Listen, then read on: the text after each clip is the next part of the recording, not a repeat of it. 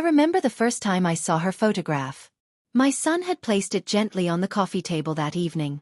His eyes were shining with hope and love. He looked at me the way children do when they want their parents to approve of something precious to them. She was beautiful. There was no denying that. Her smile was bright and her eyes held a certain confidence that seemed to light up the entire picture. "This is her mother." My son said those words with such tenderness. "I want to marry her." My heart swelled with joy.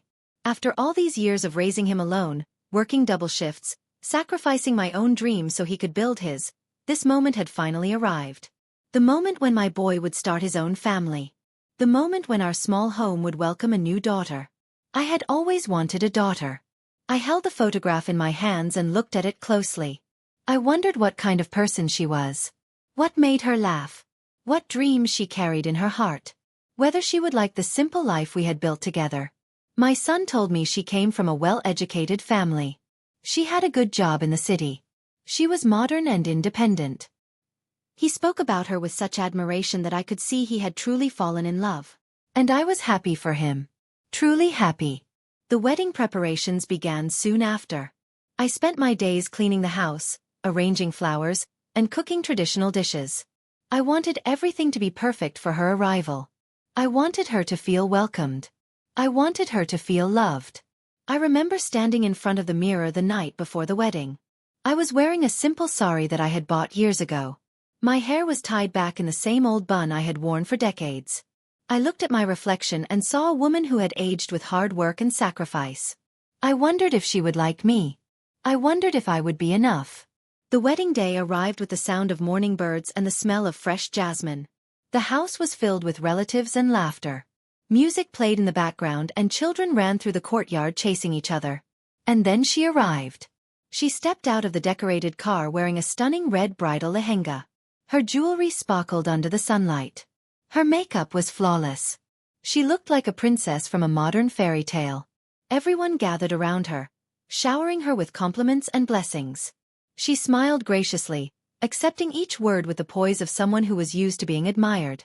I stood at a distance, watching her. My heart was beating fast with anticipation. I wanted to run to her and embrace her. I wanted to tell her how happy I was to have her in our family. But I waited. I wanted to see her come to me first. She walked through the crowd, greeting relatives one by one. Her smile never faded. Her voice was sweet and polite. She seemed perfect in every way. And then her eyes met mine. For a brief moment, something flickered across her face. It was subtle.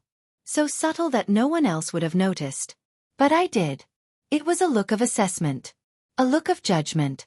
She walked toward me slowly, her smile still in place. When she reached me, she folded her hands and bowed slightly. "Namaste." She said the word politely, but there was no warmth in her voice. I smiled at her with all the love I had been holding in my heart. I reached out and gently touched her head in blessing. "Welcome home, my daughter," I said softly. "You have brought light into this house." She looked at me for a moment, her eyes scanning my simple sari, my bare neck without jewelry, my worn hands that had worked for years to build this life. "Thank you," she replied, her tone formal and distant. I tried to ignore the coldness. I told myself she was just nervous. It was her wedding day after all.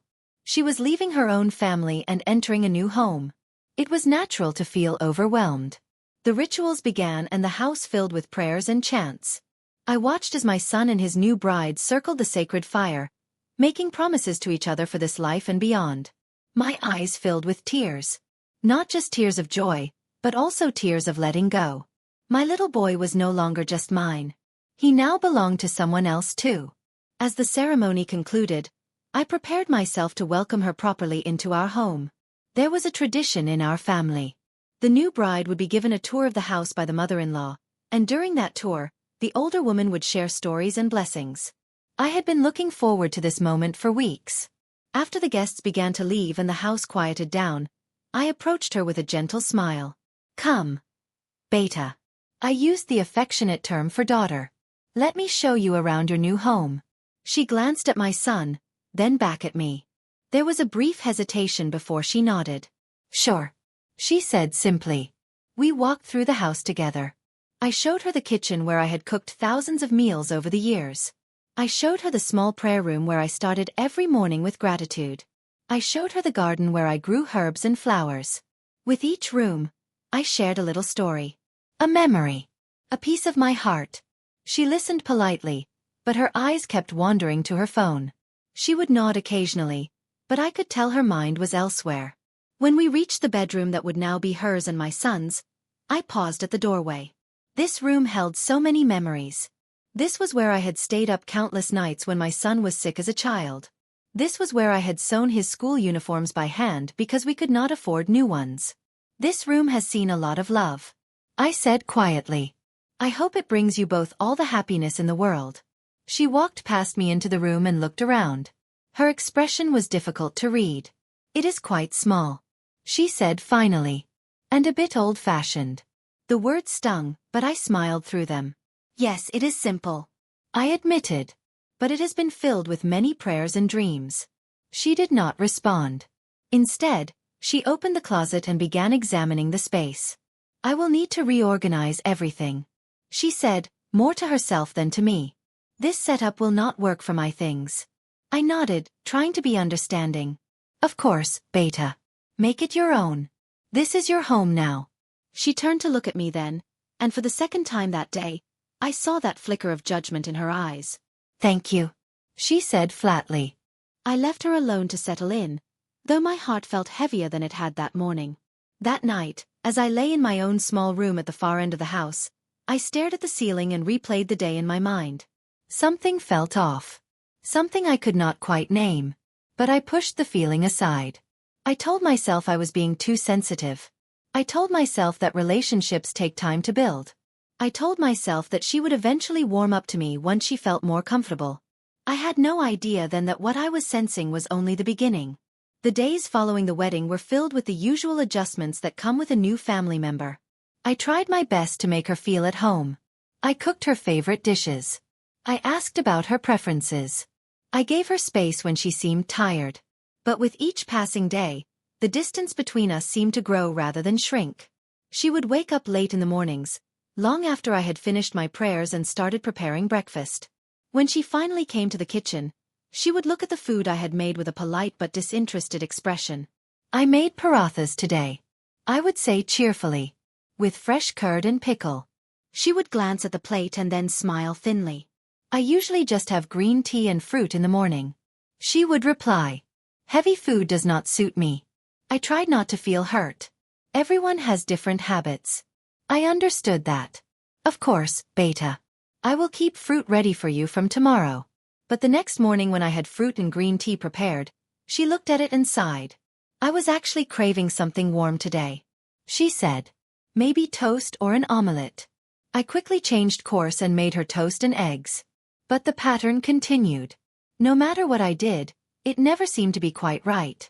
At first, I thought she was just particular about her routines. But soon I began to notice something else. She never ate with me. Even when I requested her to sit and have a meal together, she would find an excuse. She had work calls to attend. She needed to check her emails. She was not hungry yet. And she never asked me to join her when she ate later. It was a small thing, but it spoke volumes. In our culture, sharing meals is sacred. It is how families bond. It is how love is expressed. But she built an invisible wall around herself, and I was always on the outside. I decided to be patient. I decided to be the bigger person. After all, I was older. I was supposed to be wiser. I was supposed to understand. So I played the role she seemed to expect from me. I became quieter. Simpler. I did not push conversations. I did not ask too many questions. I let her believe I was just a simple old woman who knew nothing of the modern world. And I watched. I watched the way she spoke to my son when she thought I was not around. I watched the way her tone changed when guests visited. I watched the way her eyes followed me, always assessing, always judging. One afternoon, about 2 weeks after the wedding, I was in the garden watering the plants. It was one of my favorite times of the day. The sun was gentle, the air smelled of wet earth, and the flowers seemed to smile back at me. I heard footsteps behind me and turned to see her standing at the edge of the garden. She was dressed in a crisp business suit, ready to leave for work. You spend a lot of time here, she observed, her tone neutral. Yes, I replied with a smile. These plants are like my children. They need care and attention. She looked around at the simple garden with its mix of vegetables, herbs, and flowers. It looks very rural, she said. Very traditional. I suppose it is. I agreed. But there is beauty in simplicity. She tilted her head slightly, as if considering my words. I guess some people prefer that, she said finally. I have always believed in moving forward, not staying stuck in the past. The words were polite on the surface, but the message was clear. She saw me as someone stuck in the past. Someone who had not evolved.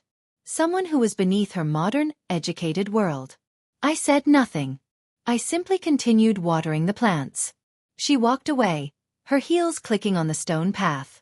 That evening, when my son came home from work, I saw the way she greeted him. Her whole demeanor changed. She was suddenly warm, affectionate, attentive. She laughed at his jokes. She touched his arm gently. She looked at him with adoring eyes. And he loved it. He loved the way she made him feel special. I watched from the kitchen as they sat together on the couch, talking and laughing. I felt a strange ache in my chest.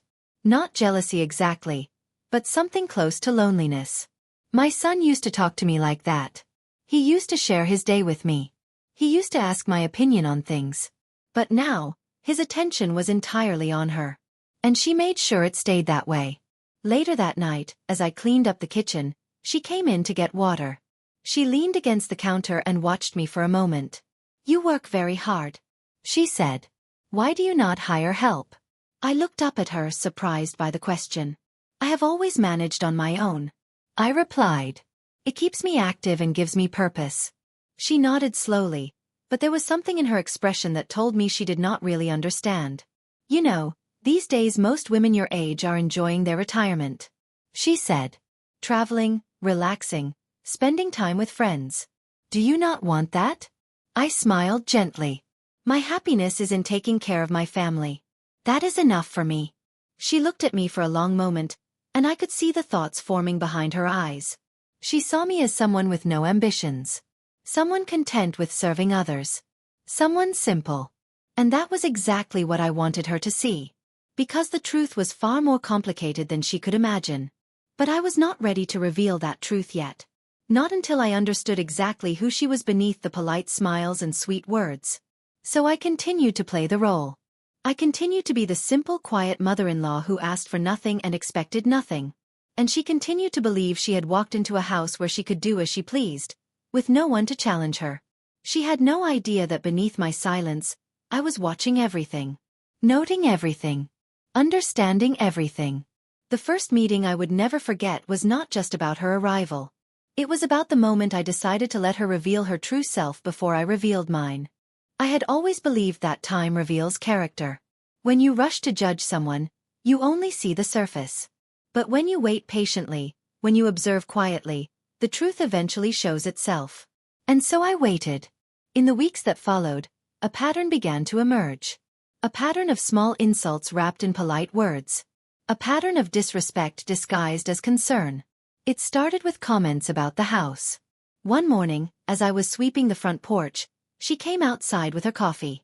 She stood there for a moment, looking at the simple tile work and the old wooden door. This house has a lot of character, she said.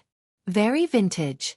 I smiled, thinking she was complimenting the home my late husband and I had built with our own hands, brick by brick, through years of savings and sacrifice. Thank you, Beta. It holds many memories. She took a sip of her coffee and nodded slowly. You know, my parents' house was renovated last year. Modern interiors, designer tiles, smart lighting. It looks like something out of a magazine. She paused, then added, but I suppose not everyone values those things. The smile on my face remained, but something inside me shifted. She was not complimenting the house. She was criticizing it. She was comparing it to her own privileged background and finding it lacking. But I said nothing. I simply continued sweeping. Over the next few days, the comments continued. Each one carefully worded to sound innocent but carrying a sharp edge beneath. When I cooked traditional meals, she would say things like, This is so heavy. No wonder older generations have so many health issues. When I wore my simple cotton saris, she would glance at me and comment, "You should try wearing more contemporary clothes. It would make you look younger." When I spoke about the old days, about how we built our lives from nothing, she would smile patronizingly and say, "Times have changed so much. It is hard for your generation to understand the modern world." Every word felt like a paper cut. Small, sharp, deliberate. But I absorbed them all without reaction. I would nod. I would smile. I would agree with her as if I truly believed I was inferior. And she took my silence as confirmation. Confirmation that she was right. Confirmation that I was too simple to understand her subtle insults. Confirmation that she could continue without consequence. My son, bless his heart, noticed nothing. When he was around, she was a completely different person. She would speak sweetly to me. She would help with small tasks. She would even touch my feet in respect when relatives visited. But the moment he left for work, the mask would slip. One afternoon, I was in the kitchen preparing lunch. She walked in, her phone in hand, scrolling through something. Still cooking on the old gas stove. She remarked without looking up, "You should convince your son to get you an induction cooktop. Much more efficient." I stirred the pot of dal quietly. "This stove has served us well for many years." She finally looked up from her phone and gave me a pitying smile. "That is exactly the problem. You are content with outdated things. No wonder this house feels stuck in time." I turned to look at her then. Really looked at her. Her expensive clothes. Her designer handbag on the counter. Her perfectly manicured nails. And I realized something. She did not just see the house as outdated. She saw me as outdated. I was an inconvenience to her.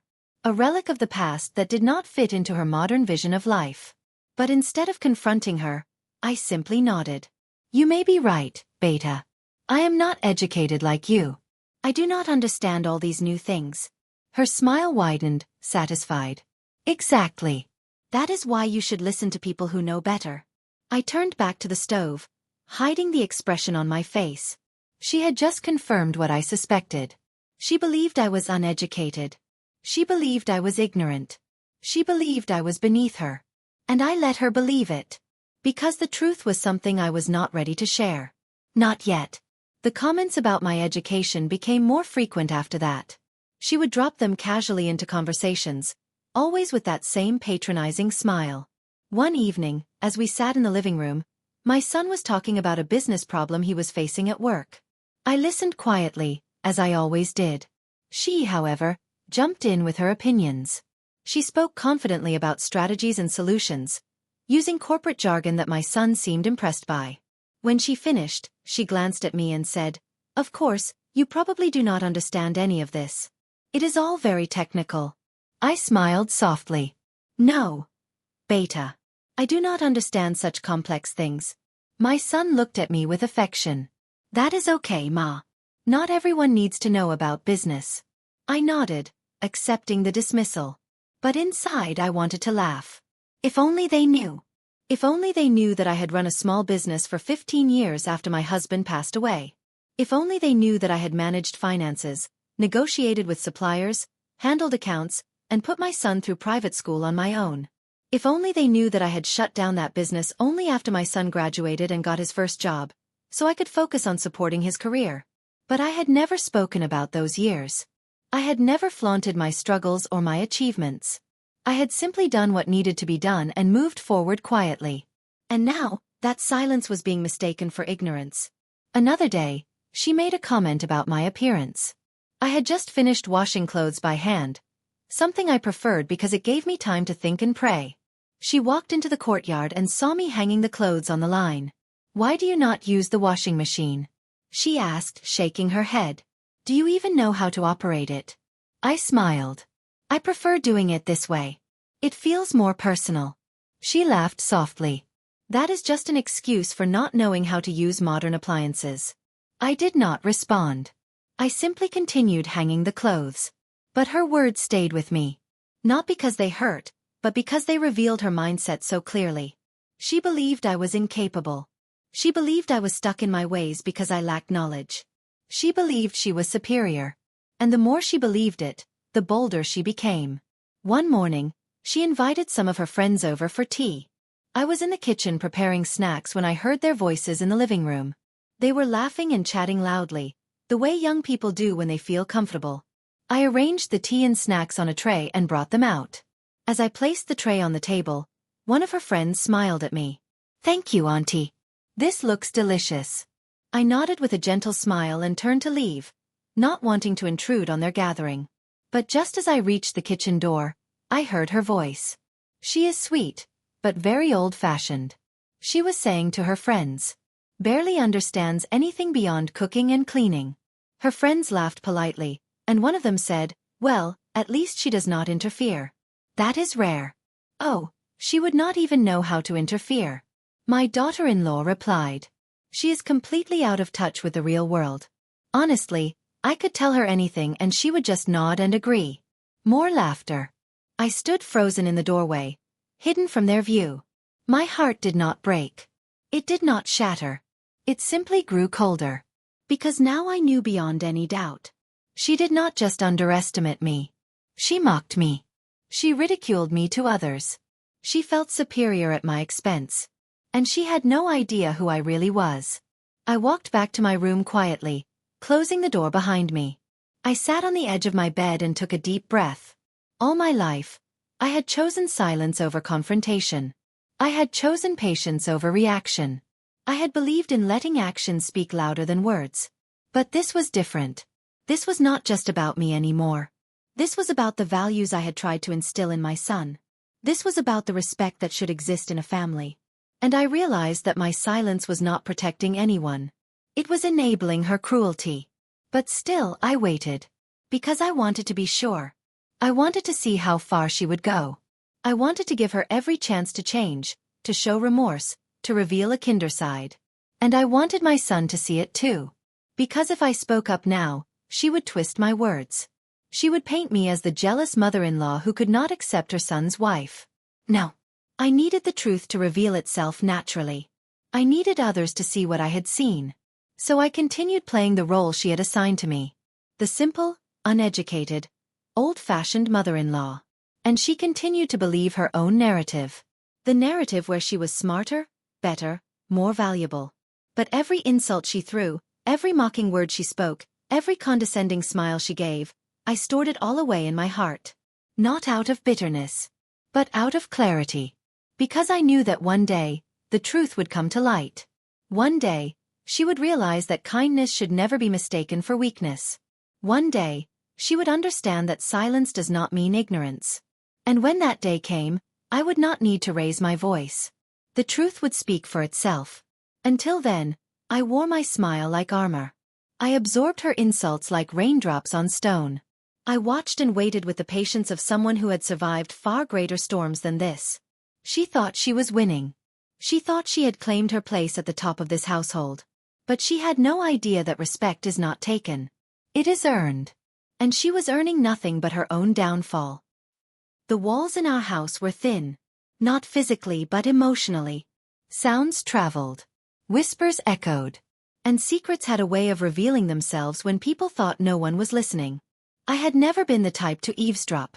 My parents raised me to respect privacy, to trust people, to give them the benefit of doubt.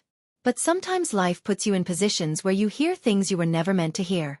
And those things change everything. It was a Thursday afternoon. I remember because Thursdays were always quiet in our home. My son would work late, and she would usually be on her phone or watching something on her laptop. I had gone to the storeroom at the far end of the house to organize some old boxes. The room shared a thin wall with their bedroom, and though I never intended to listen, voices have a way of traveling through silence. At first, I heard her laughing. It was a light, carefree sound. The kind of laugh she never used around me. Then I heard her voice, speaking loudly into her phone. She must have been on a video call. "Oh my God, you should see this place," she was saying, her tone dripping with amusement. "It is like stepping into a time machine. Everything here is so outdated." I froze. My hands stopped moving. My breath became shallow. Her friend must have said something because she laughed again. "No, seriously. The furniture, the curtains, even the way she dresses. It is like she is stuck in the 70s. She paused, then added, and the worst part is, she has no idea how backward she looks. My chest tightened, but I did not move. I stayed rooted to the spot, listening. Her friend said something else, and she responded, "Oh, the mother-in-law. Yeah, she is exactly what you would expect. Simple village-type mentality. Barely finished school, I think. She just cooks and cleans all day like that is the only thing she knows." More laughter from the other side. Then her voice again. "Honestly, it is kind of sad. She does not understand anything I talk about." I mentioned digital marketing the other day and she looked at me like I was speaking Greek. She giggled. But hey, at least she stays out of my way. I can do whatever I want here because she is too clueless to question anything. I closed my eyes. The words landed like stones in my stomach. Her friend must have asked something about my son because her tone shifted slightly. "Oh, he is fine. Sweet guy. A little too attached to his mother, but I am working on that." She paused, and I could hear the smile in her voice. "I have already started creating some distance. Small things, you know. Like making him see how outdated her thinking is. How she does not really understand his life. It is working. He is already starting to prioritize my opinions over hers." A long silence followed.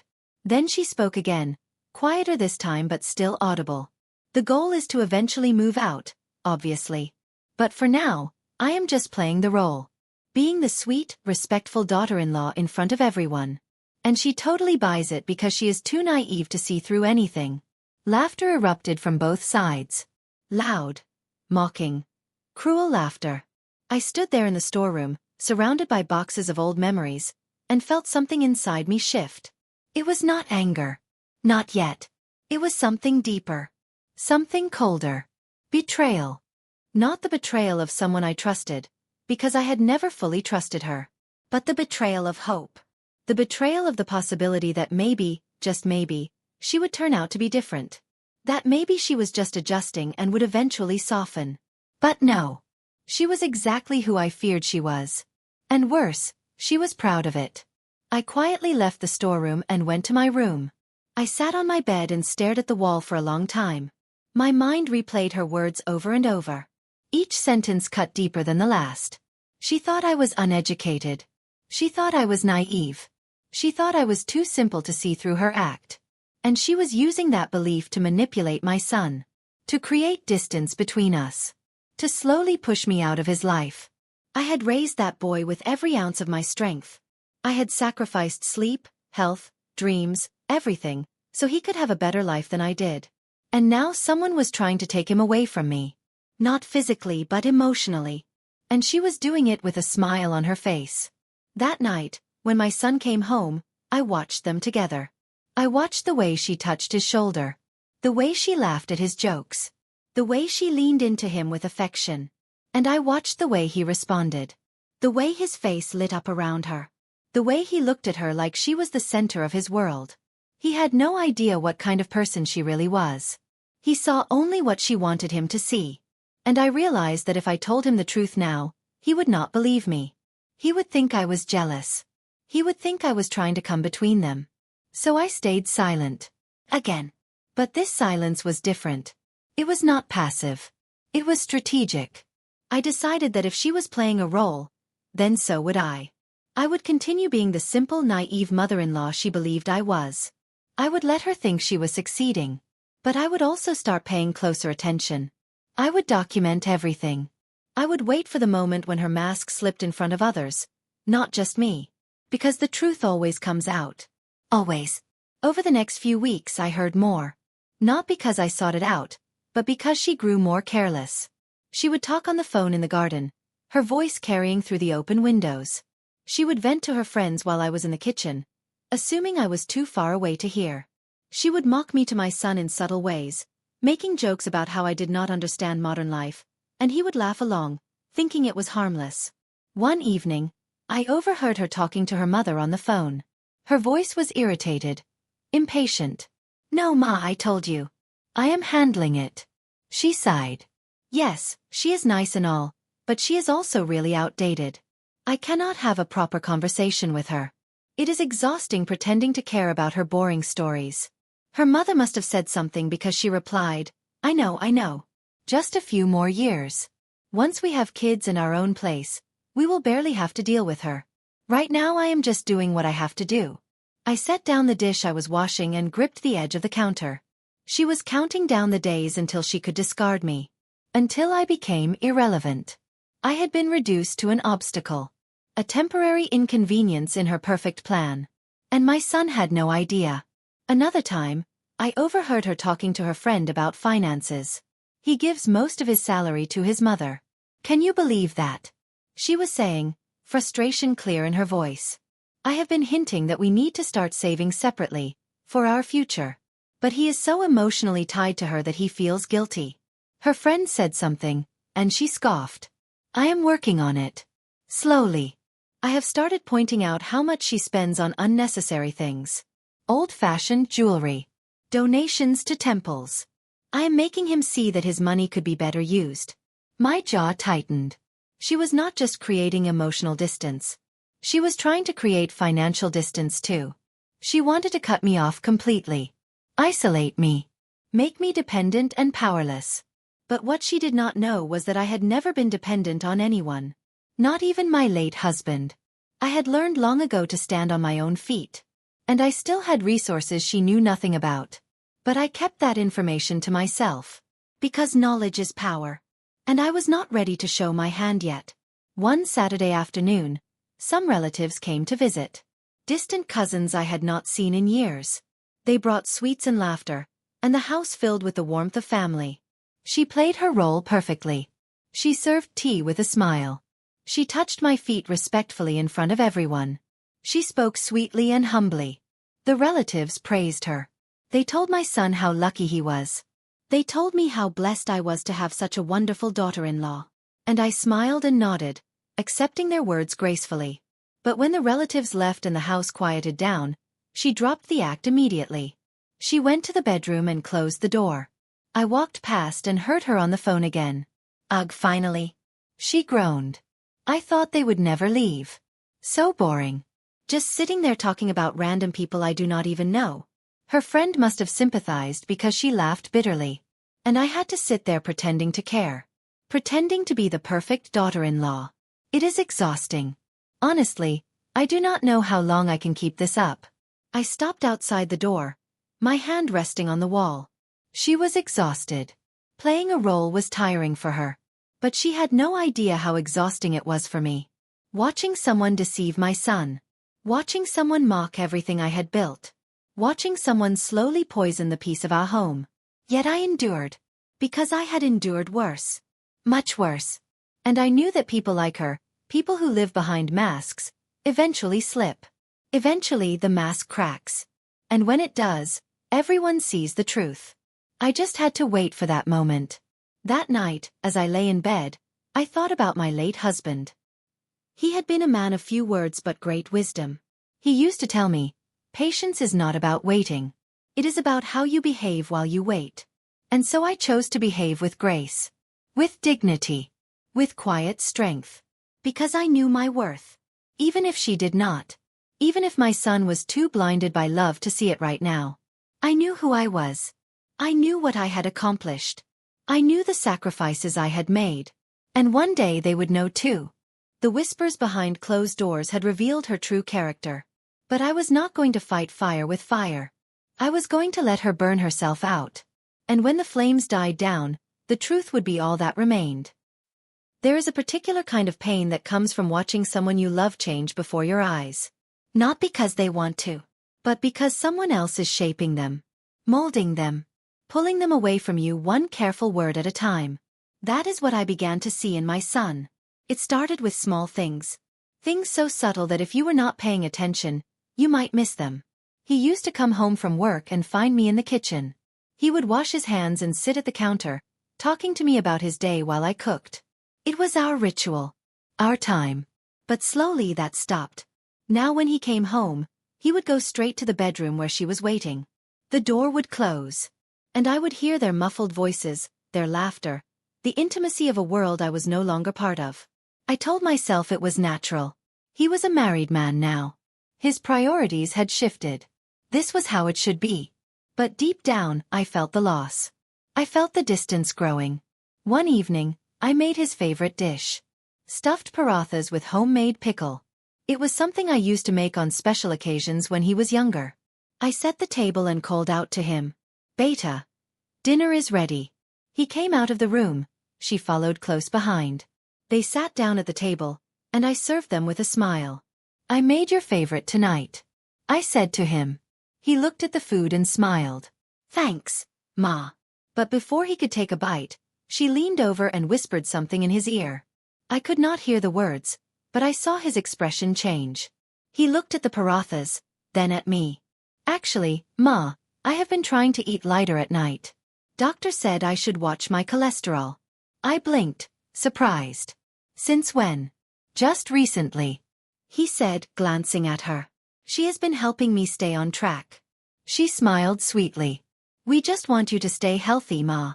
These traditional dishes are delicious but not always the best for daily consumption." I looked down at the food I had spent 2 hours preparing. I nodded slowly. "Of course. I understand. We can have it for lunch tomorrow," my son added, trying to soften the blow. But I knew the truth. She had whispered something to him. Something that made him reject the food I made. And he had listened to her without question. It was a small moment. But it was the beginning of a pattern. Over the following weeks, more lines were drawn. He stopped asking for my advice on things. Earlier, he would consult me about decisions, big or small. But now, every question was directed at her. "What do you think, should I take this project?" He would ask her. And she would respond confidently, giving her opinion as if it were fact. And he would nod, convinced. If I offered my thoughts, he would smile politely and say, "Thanks, Ma, but times have changed. You might not fully get the corporate world." Her words. Coming out of his mouth. She had started feeding him ideas about me. Small seeds of doubt. And they were taking root. One weekend, my son wanted to buy a new car. It was an exciting decision, and I was happy for him. He had worked hard and deserved it.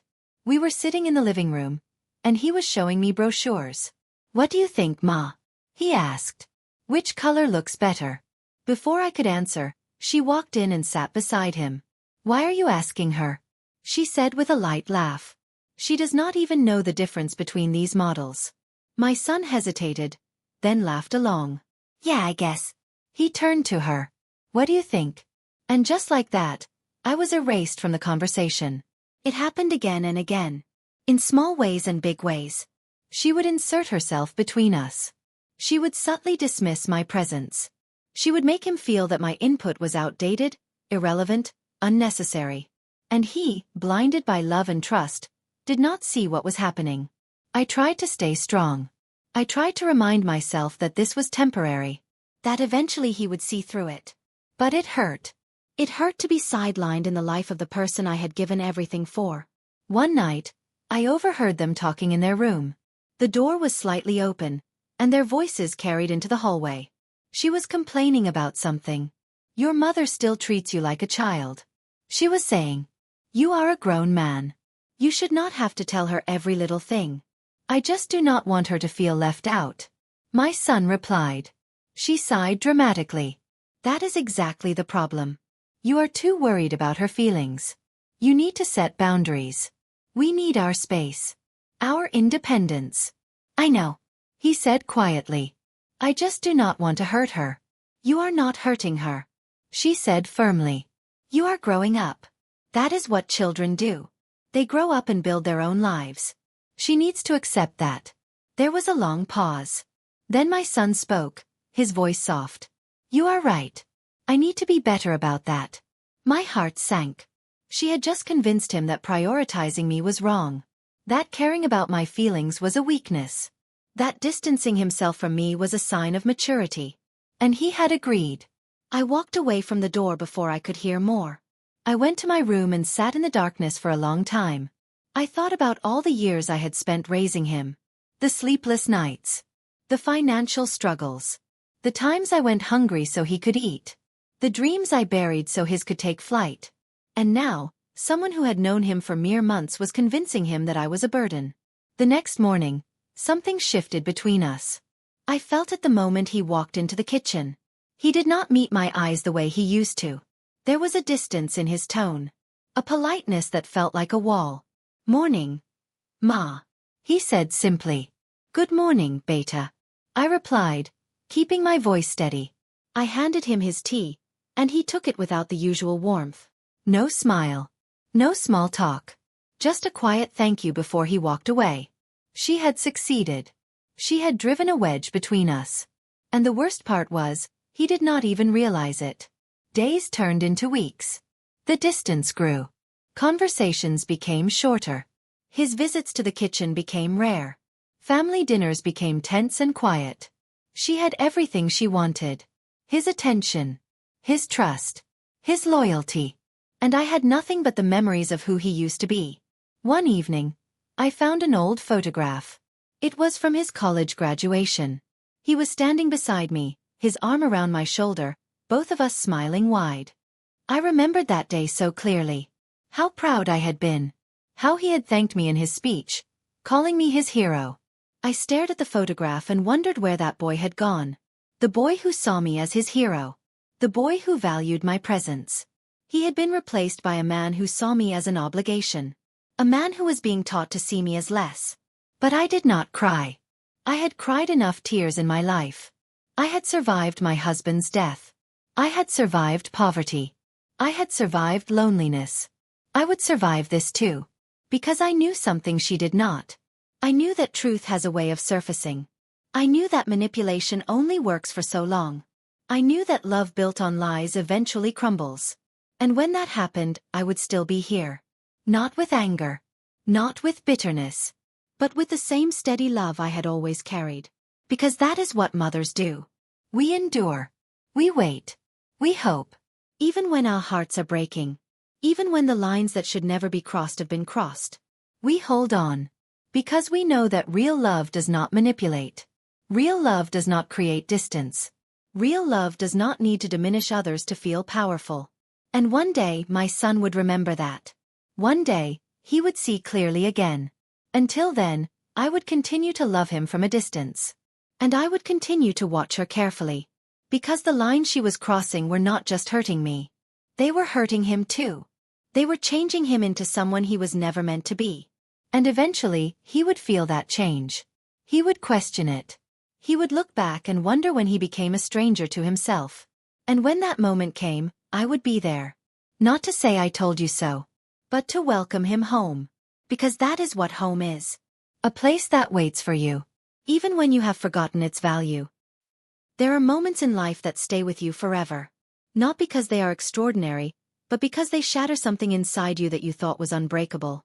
For me, that moment came on a Saturday evening. We were hosting a small family gathering. My younger brother and his wife were visiting from another city, along with my sister and her husband. It had been months since we had all been together, and I was genuinely happy. I had spent the entire day preparing, cleaning the house, cooking traditional dishes, setting up the dining area. I wanted everything to be perfect. She, of course, had contributed nothing. She stayed in the bedroom most of the day, citing work and phone calls. But when the guests began arriving, she emerged dressed beautifully, her smile bright and welcoming. She greeted everyone with warmth and charm. She complimented my sister-in-law's sari. She asked thoughtful questions about their journey. She laughed at my brother's jokes. Everyone was taken by her. They whispered to me how lucky I was to have such a lovely daughter-in-law. How respectful she was. How graceful. I smiled and accepted their compliments, though inside I felt hollow. We all sat down for dinner. The table was full of food, laughter, and conversation. It felt like old times. It felt like family. My brother was telling a story about our childhood. Something funny that had happened decades ago. Everyone was laughing, including my son. And then, in the middle of the laughter, she spoke. It is amazing how much things have changed. She said, her tone light and conversational. Back then, people did not have access to education or opportunities. They just did whatever they could to survive. My sister nodded. True. Life was much harder. She smiled and glanced at me. Like Ma, for example. She probably never imagined her son would become so successful. Coming from such a simple background and all. The table went quiet for a moment. My brother looked at her, then at me. There was confusion in his eyes. But before anyone could respond, she continued. I mean, it is inspiring in a way. She had no formal education, no real career, but she still managed to raise him. That takes strength, even if it was just basic survival. The words hung in the air. My sister-in-law shifted uncomfortably. My brother frowned. But my son, my sweet oblivious son, did not seem to catch the insult. He smiled at her as if she had just complimented me. Yeah, Ma worked really hard, he said. She reached over and squeezed his hand. Of course she did. In her own way. That phrase. In her own way. It was loaded with condescension. With dismissal. And this time, it was not just in front of me. It was in front of my family. People who had known me my entire life. People who knew my story. My sister's face hardened. She opened her mouth to say something, but I gave her a look. A small shake of my head. Not now. I forced a smile and changed the subject. Let us eat before the food gets cold. The conversation moved on, but the damage was done. My brother and sister exchanged glances. They had heard it. They had understood. After dinner, my sister pulled me aside in the kitchen. What was that? She asked, her voice low but angry. Did she just insult you in front of everyone? I continued washing the dishes. It is fine. It is not fine. She hissed. She implied you are uneducated and that you barely managed to raise your son. How can you let her talk to you like that? I turned to her, my hands dripping with soapy water. What do you want me to do? Cause a scene? Fight with her in front of everyone? You should at least say something. My sister insisted. You should put her in her place. I dried my hands slowly. And what will that achieve? She will deny it. My son will defend her. And I will look like the bitter mother-in-law who cannot accept her son's wife. My sister stared at me, frustration and sadness mixing in her eyes. You have changed. No. I said quietly. I have just learned to choose my battles. She shook her head and walked away. Later that night, after everyone had left, I sat alone in the living room. The house was quiet again. The laughter was gone. The warmth had faded. I replayed the evening in my mind. Her words. Her tone. The way she had smiled while delivering that insult.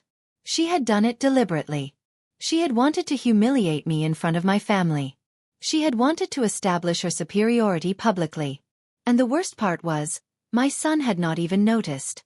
He had sat there, smiling, completely unaware that his wife had just disrespected his mother in his own home. I felt something crack inside me. Not loudly. Not dramatically. But a small, quiet break.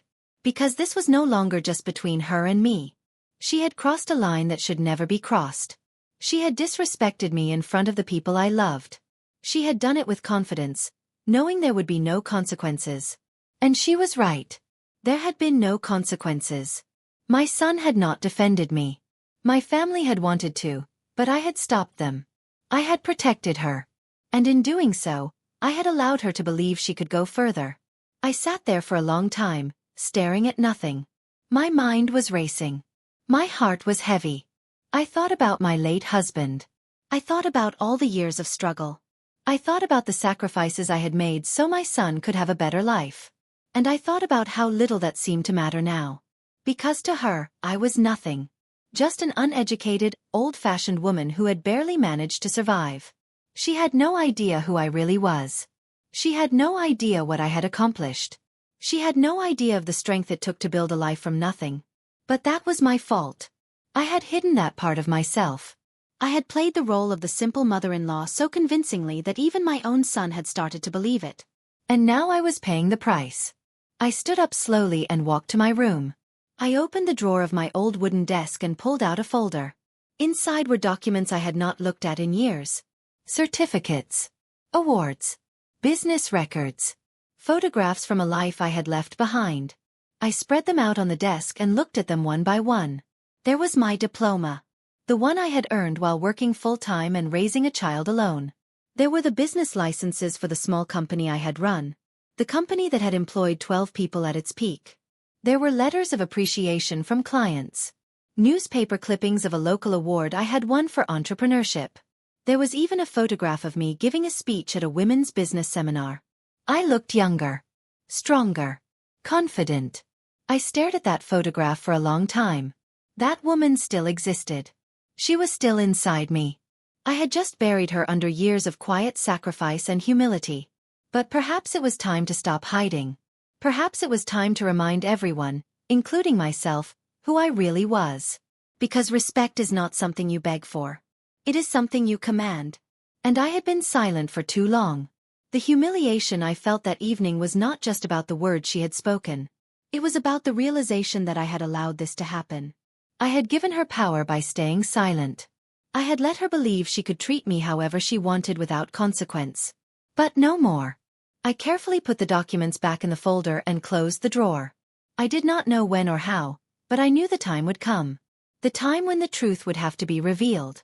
The time when she would realize that the woman she had been mocking was far stronger than she ever imagined. And when that time came, I would be ready.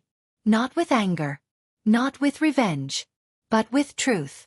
Because the truth does not need to shout. It simply needs to be spoken. And it would be. There comes a point in every act where the curtain must fall. Where the role you have been playing no longer serves a purpose.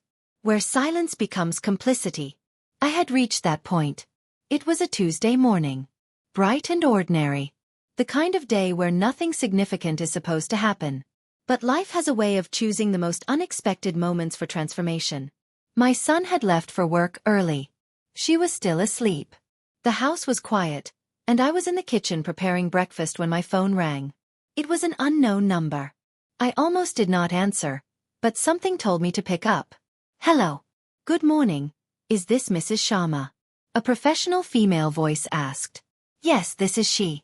Ma'am, I am calling from the National Women Entrepreneurs Association. We are hosting our annual conference next month, and we would like to invite you as a guest speaker. Your work in the early 2000s has been an inspiration to many of our members, and we believe your story would resonate with our audience. I stood frozen, the phone pressed to my ear. I had not heard that title, Women Entrepreneur, in over a decade. I had not been recognized for that part of my life in so long that I had almost forgotten it existed. Ma'am. The voice prompted gently. Are you there? Yes. I said softly. I am here. We would be honored if you could share your journey. The challenges you overcame. How you built your business from scratch while raising a child alone. It is exactly the kind of story we want to highlight.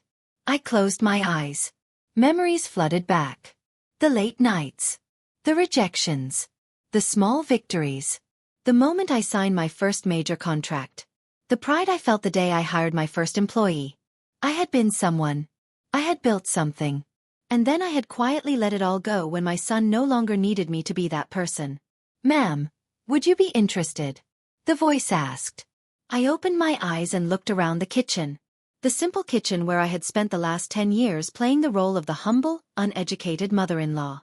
And I realized something. I was done playing that role. Yes. I said clearly. I would be honored to speak. The woman on the phone sounded delighted. She gave me the details, and we ended the call.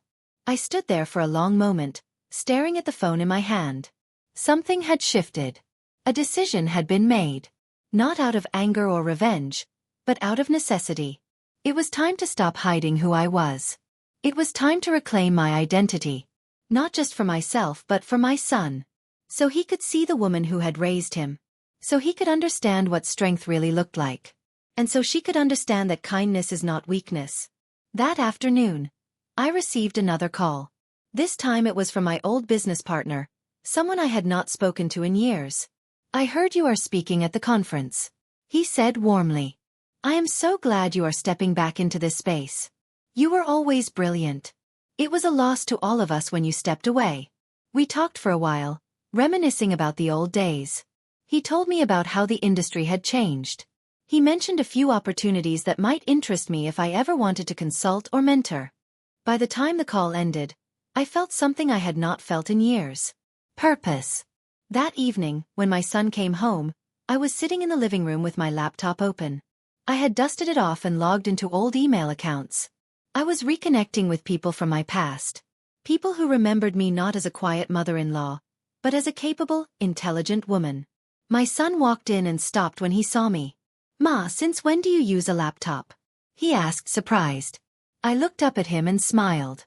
"I have used one for years, Beta. I just have not needed to recently." He blinked, confused. "For what?" "For work," I said simply. He stared at me as if I had just spoken a foreign language. "Work? What work?" Before I could answer, she walked in. She glanced at the laptop, then at me, her expression curious. "What is going on?" she asked. I closed the laptop gently and stood up. "I have been invited to speak at a conference next month." My son frowned. "A conference? What kind of conference?"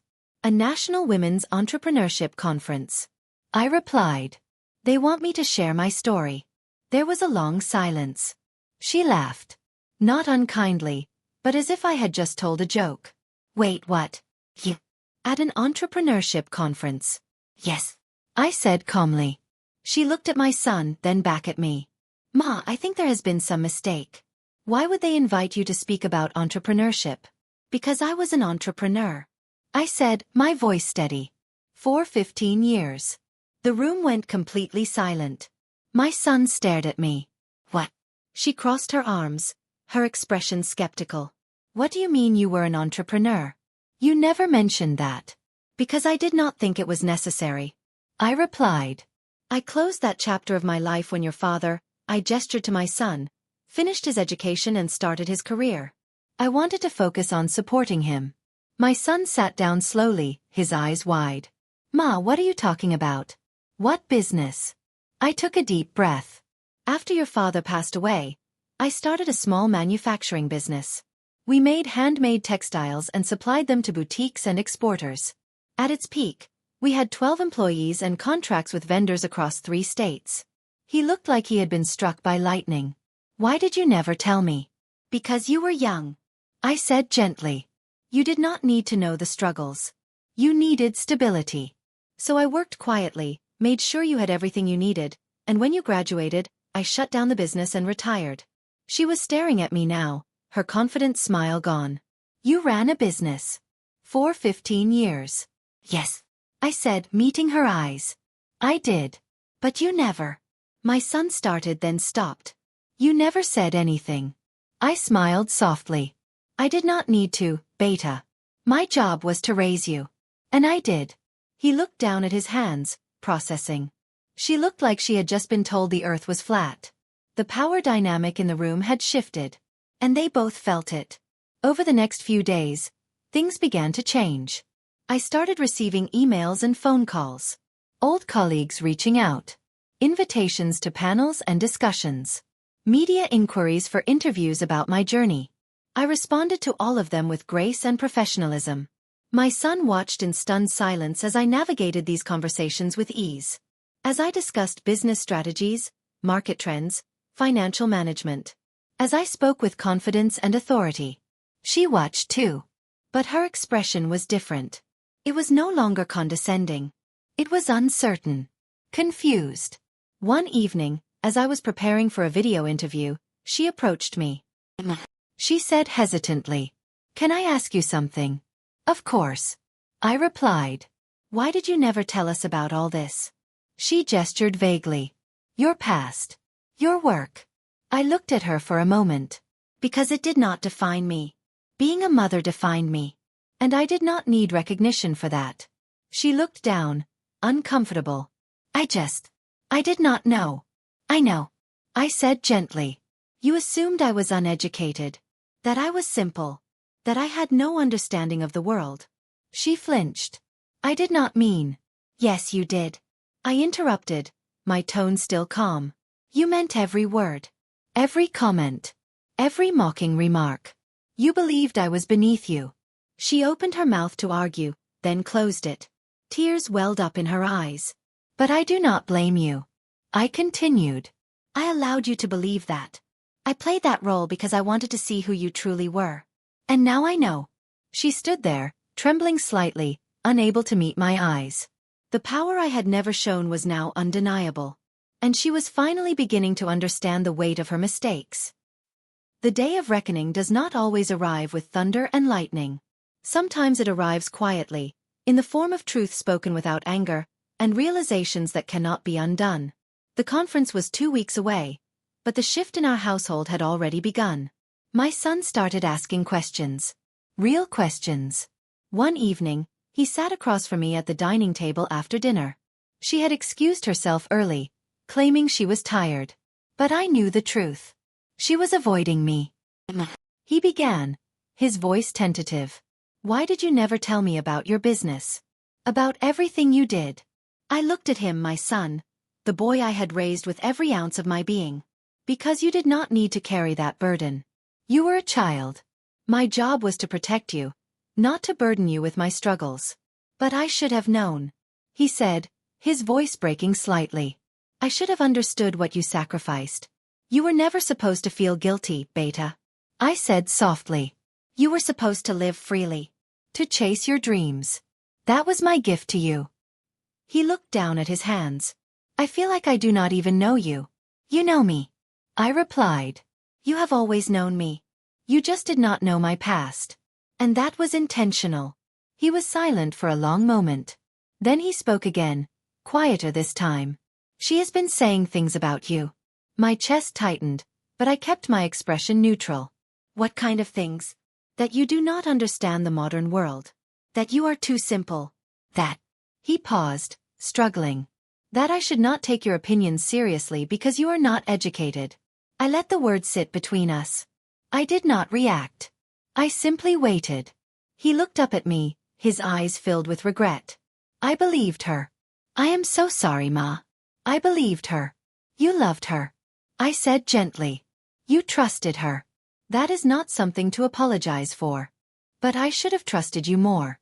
He said, his voice thick with emotion. You are my mother. You raised me. You gave me everything. And I let her make me doubt you. A single tear rolled down his cheek, and my heart ached. Not for myself but for him. For the guilt he was now carrying. I reached across the table and took his hand. Love makes us blind sometimes. It makes us believe things that are not true. But you are seeing clearly now. That is what matters. He squeezed my hand tightly. What do I do now? You talk to her. I said. You ask her why she felt the need to diminish me. And you decide what kind of person you want to spend your life with. He nodded slowly, understanding the weight of what I was saying. That night, I heard them talking. Their voices were muffled, but the tone was unmistakable. He was confronting her. And she was defensive. The conversation went on for over an hour. At times, her voice rose. At times, there was silence. When it finally ended, I heard their door close.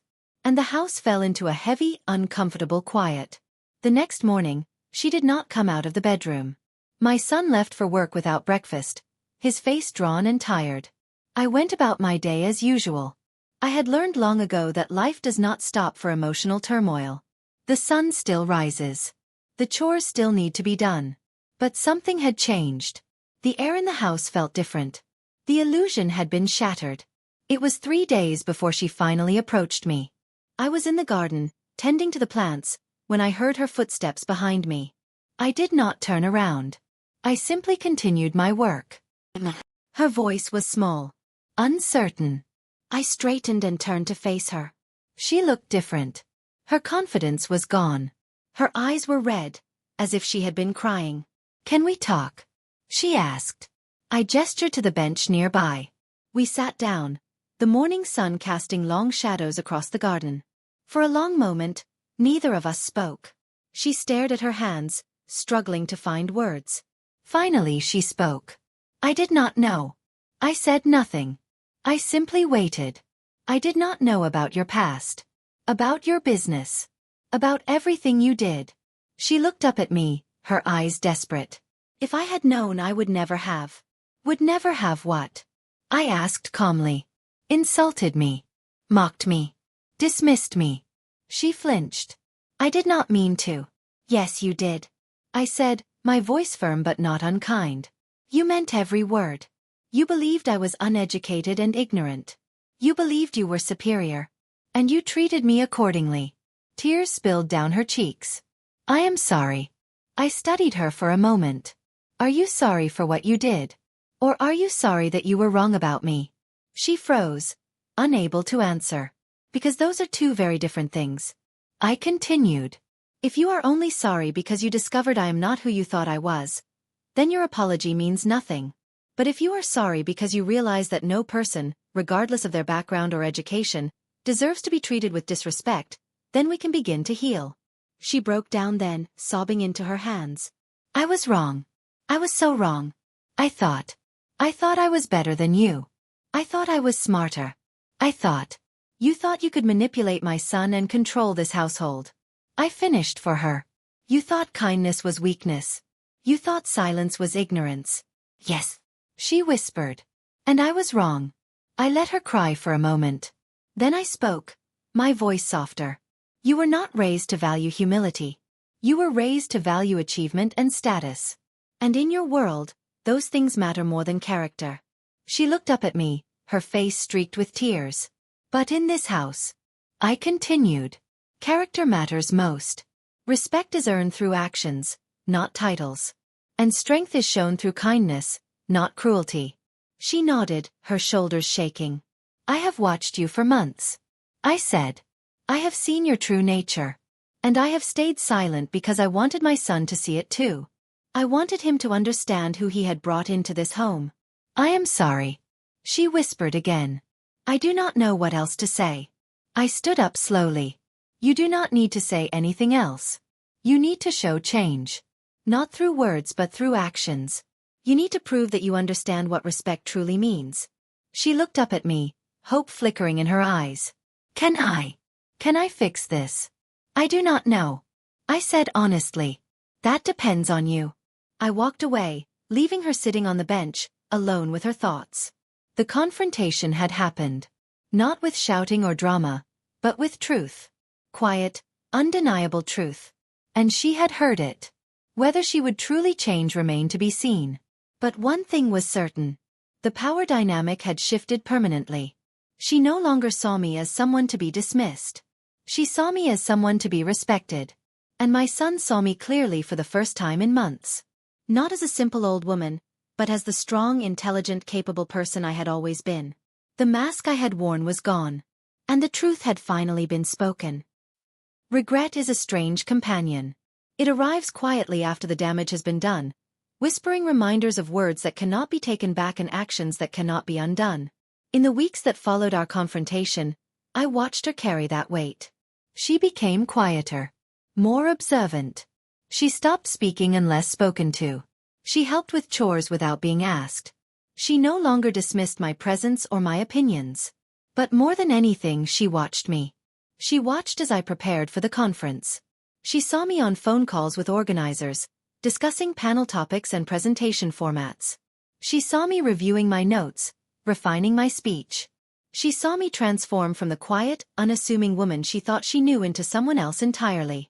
Someone confident. Someone articulate. Someone who commanded respect effortlessly. And with each passing day, I could see the realization deepen in her eyes. The understanding of how badly she had misjudged me. How deeply she had underestimated me. My son, too, had changed. He started spending more time with me again. Not out of obligation, but out of genuine desire to know me better. One evening, he asked if he could see photographs from my business days. I pulled out old albums and folders, and we sat together as I walked him through that chapter of my life. This was our first major contract, I said, pointing to a photograph of me shaking hands with a client. We supplied textiles to a chain of boutiques across the state. He stared at the photograph in disbelief. You look so different. I was different. I admitted. I had to be. I was a widow with a young child and no safety net. I had to be strong. He turned the pages slowly, seeing images of me at trade shows, at factory floors, at meetings. In every photograph, I looked focused, determined, alive. Why did you give it all up? He asked quietly. Because you no longer needed me to be that person. I said. You had graduated. You had a good job. You were stable. And I was tired. I wanted to rest. To simply be your mother without the weight of the world on my shoulders. He looked at me with tears in his eyes. I did not know, Ma. I did not know any of this. I smiled gently. You were not supposed to. I wanted you to grow up without the burden of my struggles. I wanted you to believe that life was easier than it actually was. That was my gift to you. He embraced me then, holding me tightly. I am so sorry, he whispered. For everything. For doubting you. For letting her. I know. I said softly, holding him. I know. When he pulled away, his expression was resolute. I will not let it happen again. I promise. I nodded, believing him. She had been standing in the doorway, watching the entire exchange. When my son noticed her, he stood up. We need to talk, he said to her, his tone firm. She nodded silently, and they went to their room. I did not hear their conversation that night. But the next morning, she came to me with red, swollen eyes. She said, her voice trembling. I need to tell you something. I set down the cup of tea I was holding and gave her my full attention. I spoke to my mother last night. She began. I told her everything. About what I said. About how I treated you. About how wrong I was. She paused, taking a shaky breath. And she was ashamed of me. She said she did not raise me to be cruel. That she did not raise me to look down on others. I stayed silent, letting her continue. She told me that real education is not just about degrees. It is about character. About humility. About recognizing the value in every person, regardless of their background. Her voice broke. And she said that you are more educated than I will ever be, because you understand something I did not. That strength does not come from tearing others down. It comes from lifting them up. Tears streamed down her face. I am so sorry, Ma. I am so deeply sorry. I do not know if I can ever make this right, but I want to try. I want to be better. I looked at her for a long moment. Then I spoke. Apologies are meaningless without change. You can say sorry 1,000 times, but if your actions remain the same, the words are empty. I know. She whispered. I know. So show me. I said. Show me through your actions that you have learned. Show me that you understand what respect truly means. She nodded fervently. I will. I promise I will. I reached out and gently touched her hand. I do not hate you. I said. I never did. I was disappointed. I was hurt. But I never hated you. She looked up at me, surprise in her eyes. Because hate requires energy I do not have. I continued. And because I understand that you are young. You were raised in a world that values achievement over character. But you can unlearn that. You can grow. She gripped my hand tightly. Thank you. Thank you for giving me a chance. I squeezed her hand once, then let go. Do not thank me yet.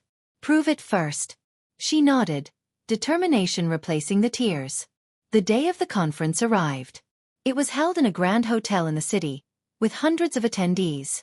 Women entrepreneurs, students, aspiring business owners, all gathered to share stories and learn from one another. My son insisted on coming with me. She asked if she could come too. I agreed. As we entered the venue, I could feel her nervousness. She stayed close to me, her usual confidence replaced by uncertainty. We were greeted by the organizers, who treated me with warmth and respect. They introduced me to other speakers, accomplished women with incredible stories.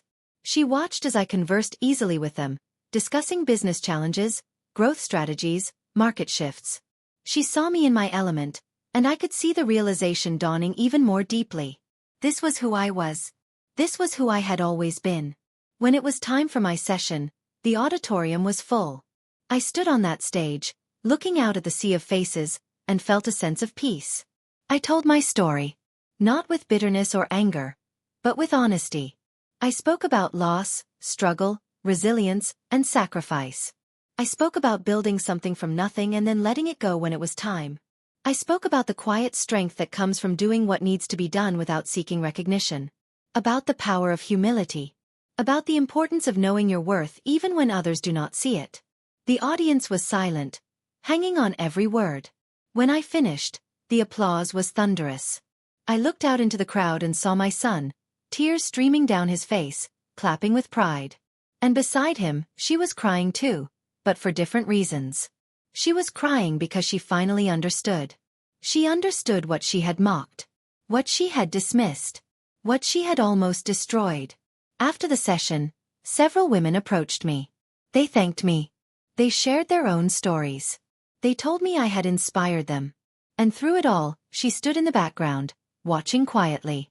On the drive home, the car was silent. My son held my hand, his grip firm and protective. She stared out the window, lost in thought.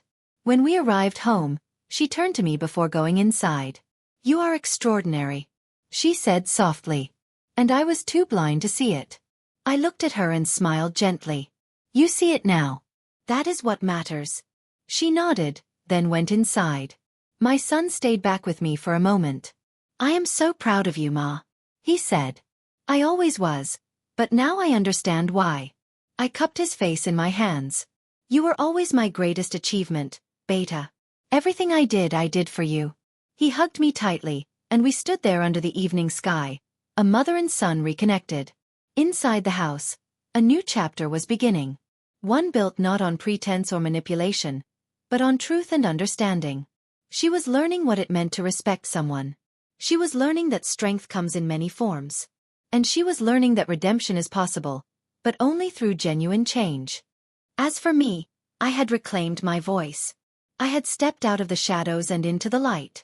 Not because I needed validation, but because I needed to remind myself of who I was. And in doing so, I had taught my son, and her, a lesson they would carry for the rest of their lives. That kindness is not weakness. That silence is not ignorance. And that true power does not need to announce itself. It simply exists, quietly and undeniably, waiting for the right moment to be revealed. Peace is not the absence of conflict. It is the presence of understanding. In the months that followed the conference, our home found a new rhythm. Not the one we had before, but something gentler. Something more honest. She changed. Slowly, but genuinely. She started joining me in the kitchen, not out of obligation, but out of curiosity. She asked about recipes passed down through generations. She listened when I spoke about traditions and their meanings. One morning, as we prepared breakfast together, she asked, "Ma, how did you manage everything alone after your husband passed?" I paused, considering the question. I did not have a choice. I replied, "When you are responsible for another life, you find strength you did not know you had." She nodded thoughtfully. "I do not think I could have done it." "You could," I said. "When the time comes, we all find that we are stronger than we believed." She looked at me, vulnerability in her eyes. "I want to be strong like you. Not the kind of strength I thought I had, but real strength." I smiled. Real strength is not about control or dominance. It is about resilience. About standing up after falling. About admitting when you are wrong and choosing to be better. She absorbed my words silently, then continued chopping vegetables. These small moments became our new normal. Conversations instead of silence. Mutual respect instead of tension. My son noticed the change too. The household was calmer. Lighter. He would come home from work and find us talking, sometimes laughing. The distance that had grown between us was slowly healing. One evening, he pulled me aside. "Thank you, Ma." "For what?" I asked. "For being patient. For not giving up on us. For teaching us what we needed to learn." I touched his cheek gently. "That is what mothers do." He smiled, the same smile he used to give me as a child, full of warmth and love. But the most significant change came unexpectedly. She started volunteering at a local women's empowerment organization. She told me about it one day, almost shyly. "I want to help other women," she said. "Women who are trying to start businesses or get education. Women who are struggling." I realized I have resources and privilege that I took for granted. I want to use them for something meaningful. I looked at her, surprised and genuinely proud. "That is wonderful." She hesitated, then continued. Would you be willing to come speak to them sometime? About your journey. I think it would really inspire them." I smiled. I would be honored. And I did. I spoke to her organization several times over the following months. And each time, she sat in the audience, listening intently, learning. She was not just learning about business or resilience. She was learning about empathy. About seeing beyond surface judgments. About valuing people for who they are, not what they have achieved. Our relationship transformed from one of conflict to one of mentorship. I became not just her mother-in-law, but her guide. And she became not just my son's wife, but someone I genuinely cared for. One afternoon, she came to me with tears in her eyes. "What is wrong?" I asked, concerned. "Nothing is wrong," she said, wiping her eyes. I was talking to one of the women at the organization. She reminded me so much of you. A widow, raising her children alone, working multiple jobs, sacrificing everything. She paused, her voice breaking. And I realized that if I had met you back then, I would have looked down on her too. I would have judged her the same way I judged you. And that breaks my heart. I reached out and held her hand. "But you would not do that now. That is what matters. How can you forgive me?" she asked. "After everything I said, everything I did." I looked at her gently. "Because I see who you are becoming. And that person is worth forgiving." She broke down then, and I held her as she cried. Not the tears of guilt or shame, but the tears of genuine transformation. She was shedding the person she used to be and stepping into someone new. Someone kinder. Someone humbler. Someone better. The turning point came on my birthday. I had not expected much. Birthdays had become quiet affairs for me over the years. A simple prayer, a small cake, nothing elaborate. But that morning, I woke to the smell of something delicious cooking. I walked into the kitchen to find her and my son working together, preparing a full breakfast. "Happy birthday, Ma," they said in unison. I was touched, but what came next surprised me even more. After breakfast, she handed me a wrapped box. I opened it to find a beautiful journal, leather-bound and elegant. "I thought you could use it to write down your story," she said softly. "Everything you have been through. Everything you have accomplished. Not just for us, but for others who need to hear it." I ran my fingers over the smooth leather. "This is beautiful. You have so much wisdom, Ma," she continued. "So many experiences that could help others. I think you should document them. Maybe even write a book someday." I looked up at her, surprised. "A book? Why not?" she said, smiling. "You have already inspired so many. Imagine how many more you could reach." My son nodded enthusiastically. "She is right, Ma. Your story deserves to be told." I felt warmth spread through my chest. Not because of the gift itself, but because of what it represented. She was not just respecting me now. She was celebrating me. That evening, the three of us sat together in the living room. We talked, we laughed, we shared memories. It felt like a real family. Not perfect, but genuine. At one point, she reached over and squeezed my hand. "Thank you for not giving up on me," she said quietly. "Thank you for teaching me what really matters." I squeezed her hand back. "Thank you for being willing to learn." My son looked at both of us, his eyes glistening. This is what I always wanted. A family where we love and respect each other." "We do," I said. "And we will." In the weeks that followed, I did start writing. I filled the pages of that journal with memories, lessons, reflections. And as I wrote, I realized something. My story was not just about survival or struggle. It was about transformation. About how challenges shape us. About how silence can sometimes be the loudest teacher. About how patience and grace can change hearts. She continued to grow. She became more involved in social work. She started treating people, all people, with kindness and respect. She learned to listen before judging. To ask before assuming. And my son, he found balance. He loved his wife, but he also honored his mother. He no longer had to choose between us because we were no longer in opposition. We had become a family in the truest sense. One evening, as I sat in the garden watching the sunset, she came and sat beside me. "Ma, can I ask you something?" "Of course." "Do you think I have changed enough?" she asked. "Do you think I have made up for what I did?" I turned to look at her. Change is not a destination. It is a journey. You do not arrive at being a good person. You practice it every day. She nodded slowly. "I want to keep practicing." "Then you will be just fine," I said. We sat in comfortable silence, watching the colors fade from the sky. And in that moment, I felt something I had not felt in a long time. Complete peace. Not because everything was perfect, but because everything was real. The masks were gone. The pretenses had fallen away. What remained was honesty, respect, and love. She had learned that humility is not humiliation. That apologizing does not make you weak. That growth requires uncomfortable honesty. My son had learned that love does not require you to choose sides. That respect for one person does not diminish love for another. That family is built on mutual honor. And I had learned that silence has its season, but so does speaking up. That strength is knowing when to do each. That forgiveness is not about forgetting, but about freeing yourself and others to move forward. Our story did not have a perfect ending. Because life is not about perfect endings.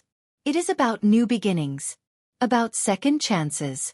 About the courage to change and the grace to allow others to change too. And as I sat in that garden, surrounded by the plants I had nurtured with my own hands, I realized something profound. I had spent so many years being silent, playing small, hiding my strength. But in revealing myself, I had not just reclaimed my own power. I had given others permission to see themselves differently too. My son saw that strength comes in many forms. She saw that education is not just about degrees, but about character. And I saw that my story, the story I had kept hidden for so long, had the power to transform lives. Not because it was extraordinary but because it was true. And truth, spoken with love and without bitterness, has a way of healing even the deepest wounds. The silence that once protected me had become the voice that freed us all. And in that freedom, we found not just peace, but a new beginning. A beginning built on respect, honesty, and the understanding that we are all capable of change when we are willing to see beyond our own assumptions. This was not the end of our story. It was the beginning of a better one. And that, I realized, was more than enough.